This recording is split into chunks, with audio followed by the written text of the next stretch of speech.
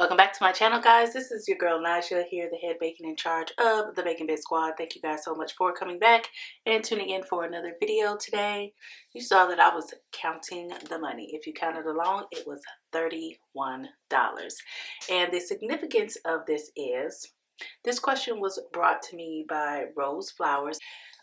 Awesome Bacon Bit Squad member for bringing this question to me. But she asked, can I explain what the dollar a day challenge is when you're talking about investing? I talked about it previously in a different video, just kind of glossed over it. I'm gonna share a little bit of the basic information. Now, I do want to say that I did not come up with the dollar a day challenge. This was created by mommy trader Shalise. If you have not checked out her channel, definitely go check out her channel. She is a wealth of knowledge regarding investing. Her and her family have done very, very well as far as investments over the last 10 years, and she is looking to retire early. She is the one that came up with this concept, but Rose Flowers asked me to go ahead and just talk about it a little bit more. I did direct her over to that video. So to Shalice's channel regarding that video, but she asked me just to kind of explain it in the way that I know how. So that is what I'm doing for this video. So this video is going to be about a dollar a day investing challenge. Basically how I'm processing it in my head and my brain, and how you can invest for your future and gaining financial wealth and freedom by just doing a dollar a day. Now, I'm not a financial advisor. I don't work for a financial firm, company.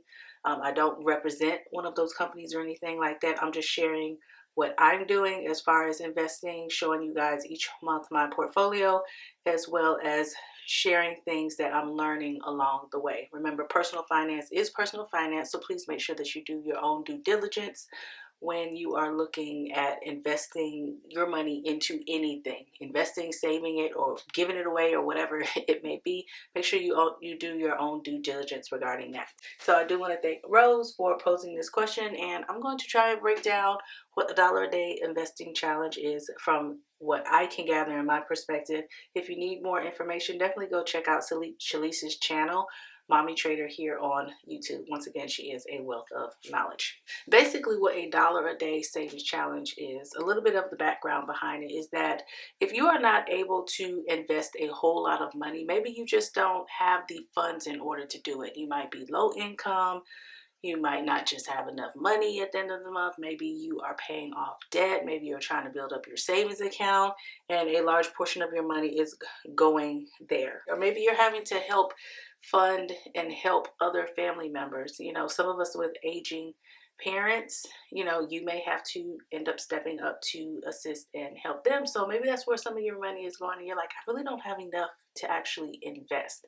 Well, Shalise came up with, you invest a dollar a day, just $1 a day. I believe it was like 3-4 years ago when she came up with this.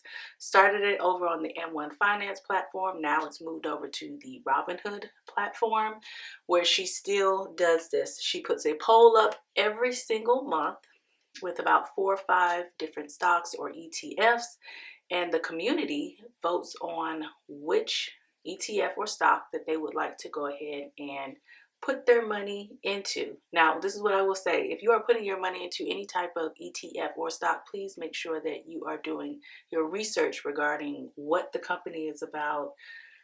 If you believe in the company, if it's something that you would purchase, if it's something that maybe your family would purchase. Don't just look at to see if they have dividends. Look at their growth of the company. Look how long they've been open. There's so many things that you can look at as far as the ETF or the stock of the company, basically, just to make sure that this is something that you want to actually put your money into.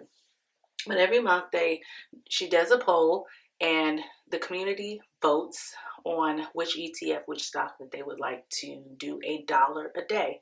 Because again, a lot of people don't have a lot of money. So if you figure it's at the dollar a day, it's probably maybe max $31.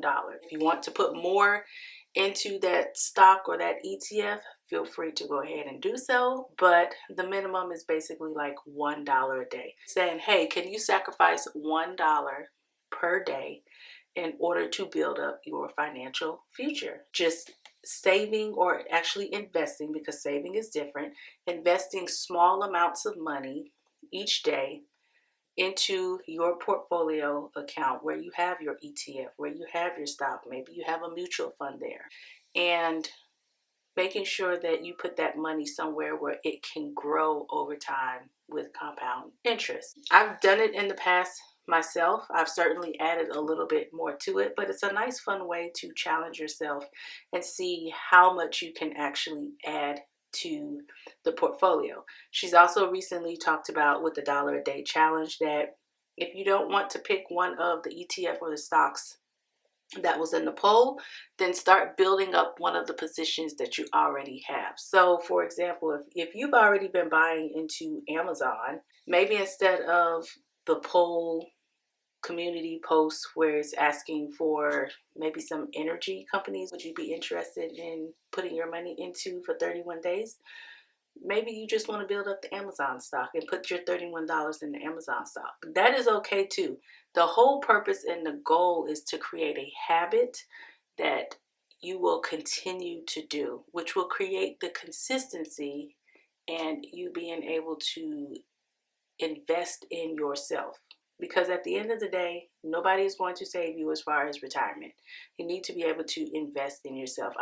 I personally would not count on the Social Security, and I'm a little wary and sketchy about pensions, only because I've heard some horror stories about people that have put in money for pensions, or that they thought that they were getting a pension from a company and there was no pension.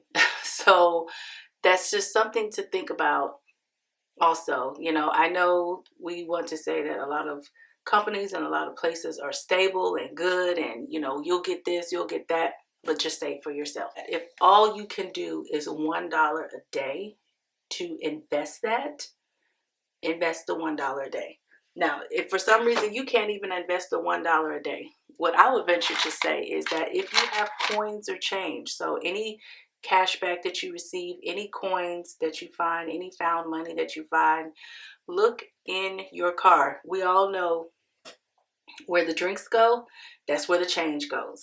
Look in your car, look for change, look for coins there, look up under your seats, look in your clothes pockets maybe before you put them in the washing machine, all right? So if you can't do a single whole dollar a day, maybe you were able to get $9 to $15 in coins per month with cash back that you receive from purchases and found money. Put that in there. You have to get creative with how you're going to invest for yourself. But the dollar a day challenge is there to help you and to motivate you and to basically get you started so that once you start building up those habits and you start increasing your income to where you've already paid off the debt and you have your emergency fund built up, and maybe those family members that you were helping, now they have been able to get assistance, long-term care assistance financially to be able to assist them that doesn't involve you. Then you can go ahead and start building onto what you've already done as far as your investing. You've already created the consistency and the habit and the discipline, more importantly, in order to just save $31 per month. And then maybe you go ahead and you up it to the 62 or you triple it. I think it's more about the habit and not so much about the amount. Because obviously if you have more, you can contribute more. But if you have less, then this is a good starting point for you. If you don't have a full $31, cut it in half. Maybe you have $15 or $16 that you can contribute for the dollar a day savings challenge.